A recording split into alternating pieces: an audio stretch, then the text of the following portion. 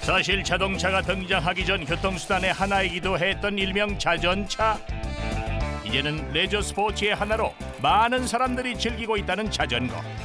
그런데 평범하지가 않다. 산에서도 평지에서도 쌩쌩. 아이 정말 잘 탄다.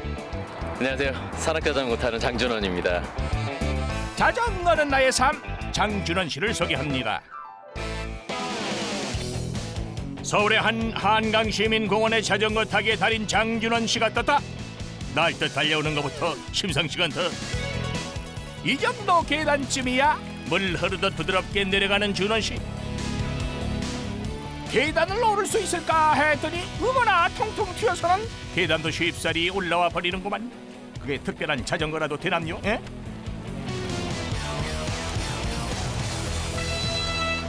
지금 제가 타고 있는 자전거 이제 산악자전거 종류의 하나인데요. 이 자전거 같은 경우는 보시면 제일 특이한 점은 앞뒤로 서스펜션이 있어요. 네. 그래서 최대한 충격 흡수를 해주는 장치가 앞뒤로 있고요. 이거에 특화된 점은 자전거를 가지고 사실 내려막길을 재밌게 타기 위해서 타는 자전거예요. 자전거가 이 종류가. 산악자전거 경기 중에서도 과격한 장애물이 설치되어 있는 아슬아슬한 내리막길을 달려 순위를 결정하는 다운힐은 장준원 씨의 특기 중 하나. 사실 준원 씨는 MTB 국가대표 선수로 활약했을 뿐만 아니라 미국에서는 프로 선수로 그리고 사이클 국가대표팀의 코치로 활동을 하기도 한 진정한 실력파다.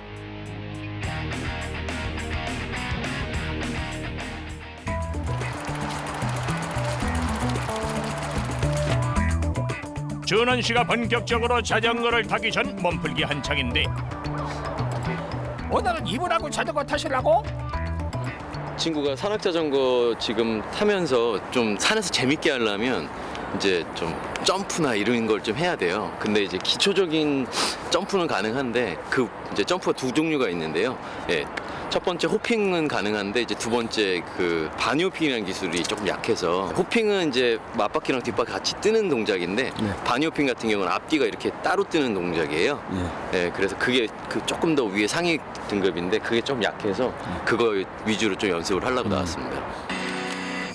먼저 기분이 드는 린아웃 자세의 시범을 보이는 준원 씨. 코너를 돌 때 몸이 자전거와 반대로 기울어지는 자세다.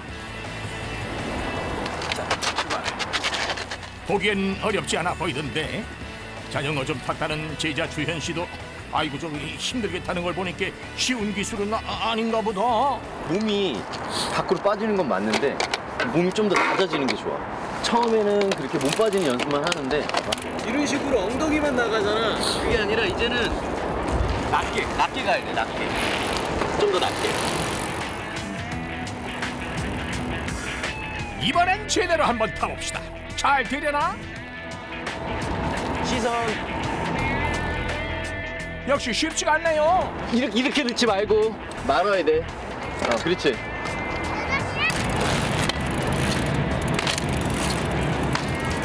그냥 앞바퀴만 살살살 드는 걸로. 많이 안 들고 살살. 조금만. 절대 쉬운 동작은 아니죠. 한두 번 해서 바로 터득할 수 있는 이제 그런 쉬운 동작이 아니죠. 산악자전거에서는 우리나라에서 따라올 사람이 그렇게 많이 없다고 생각이 들어요. 이제는 드는 걸 살짝 봤으니까 이제 드는 거 양을 좀 높일 거야. 그러려면 어깨를 잘 사용하고 고개가 지금 들면서 이렇게 떨어진단 말이야. 고개를 살짝 들어줘야 돼.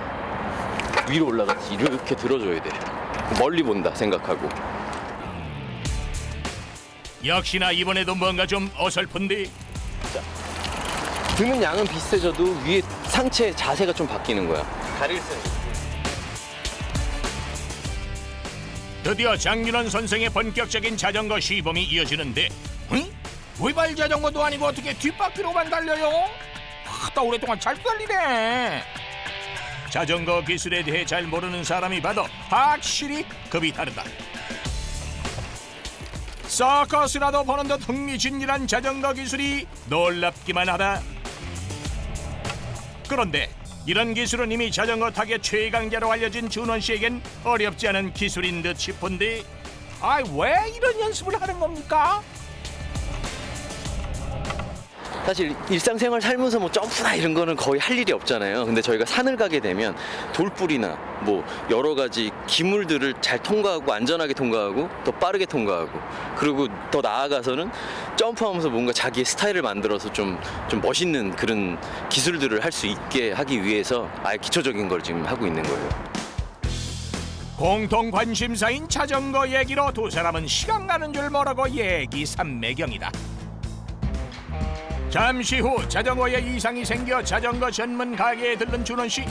그런데 들어가자마자 자전거 수리도 뭐야 이게 저기 혼자서 척척 원래 기술이 있는 거요? 저도 뭐 처음에는 자전거만 타는 것만 알았지 정비는 전혀 몰랐었죠. 근데 이제 제가 하면서 점점 하나씩 뭐 망가지는 부분들 혼자 고치다 보니까 뭐 조금씩 느는 것도 있고 그리고 이제 어렸을 때 매장에서 일하면서 그런 것도 많이 배우고요. 네. 그러다 보니까 자전거 매장도 하게 됐었고. 네. 2살 이후로 그의 삶에는 늘 자전거가 함께 해왔고 중학교 2학년 산악자전거 대회에 처음 참가했다고. 그 후 불모지였던 산악자전거 부문에서 선수로 그리고 코치로 활약해온 그. 자전거를 사랑하고 자전거 타는 것을 워낙 즐기는 준원 씨지만 자전거만을 업으로 20여 년 위기를 걷기는 결코 쉽지 않았을 텐데.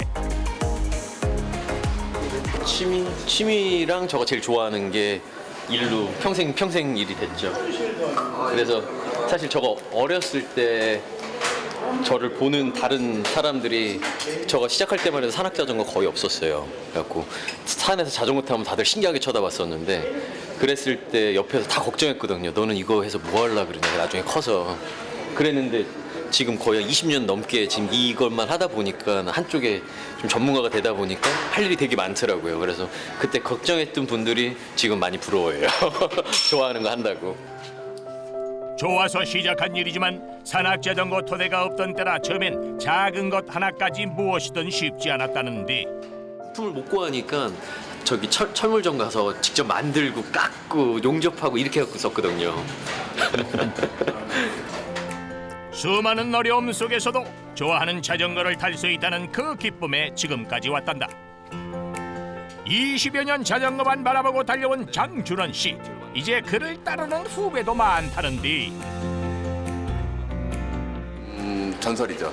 국내에서. 그 정도? 선배로서는 어떻습니까 지금으로서는? 선배로서는 최고죠. 왜냐면 지금 같이 운동을 하다가도 이제 둘 다 이제 운동 안 하잖아요. 네. 그런데도 계속 연락하고 이렇게 만나는 거 보시면 알겠지만 뭐 최고죠. 한때는 선수로 그리고 지도자이기도 했던 그는 아직도 선후배들과 모이곤 한다고. 늘 한 몸처럼 움직이는 자전거라 마지막까지 다시 한번 꼼꼼하게 점검하는 장준원 씨. 자전거 타기 전 만반의 준비를 끝낸 준원 씨. 오전 내내 자전거를 타고도 그냥 지치지도 않나 봐요. 자전거를 가지고 어딜 가나 했더니 이번엔 서울 근교의 산이다. 그는 국가대표 선수로 그리고 2002년부터는 미국에서 프로 선수로 왕성한 활동을 했다. 이후 그의 실력을 기억하고 그를 찾는 사람들로 인해 다시 우리나라에 돌아온 준원 씨. 그는 당시엔 잘 알려지지 않았던 변속장치 없는 소형 자전거 고개인 BMX 레이싱을 알리며 코치와 감독으로 활동하기도 했다. 저는 솔직히 제일 힘들었던 건 훈련. 네, 체력 훈련이 제일 힘들었던 것 같아요. 자, 저는 약간 더 기술 위주로 좀 타는 스타일인데요. 이 체력 훈련 할 때가 되게 힘들었었고 어렸을 때 그렇게 체력 훈련 하다가 이쪽 장경인대가 좀 다쳐가지고 사실 아직까지 좀 고생은 하고 있어요. 네. 좋아하는 자전거를 타면서 행복한 순간만큼이나 힘들었던 적도 있었지만 준원 씨에게 자전거는 이미 삶 자체가 돼버렸다고.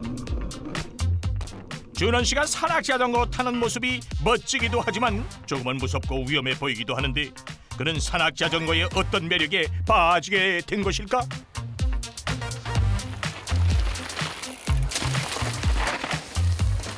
매력은 글쎄요. 무서움? 네, 근데 그 무서움 자체가 이 무서운 게 막 답답한데 그걸 깨쳐나가는 게 너무 재밌어요. 그러면서 뭐 사실 느린 속도에서도 되게 재밌게 탈 수 있고, 그리고 점점 빨라질수록 그 두려움이 커지지만 그 두려움 때문에 더 재미를 느끼게 되더라고요, 저 같은 경우는. 내리막 전용인 다운힐 자전거라 올라갈 때는 직접 끌고 올라가는 수고를 감수해야 하지만 일반 자전거는 느낄 수 없는 다운힐만의 희열이 있기에 수고로움을 감수할 수 있다. 그에게 이런 희열을 느끼게 하는 일이 또 있을까 궁금해지는데요. 사실 제가 2011년부터 교육 사업을 해서 저희 후배들 양성을 했어요. 그랬을 때 저희 학생들이 조금씩 늘어가는 모습, 그 마지막으로 등수까지 드는 모습까지 보면 진짜 그건 진짜 말 못하는 희열을 느끼죠.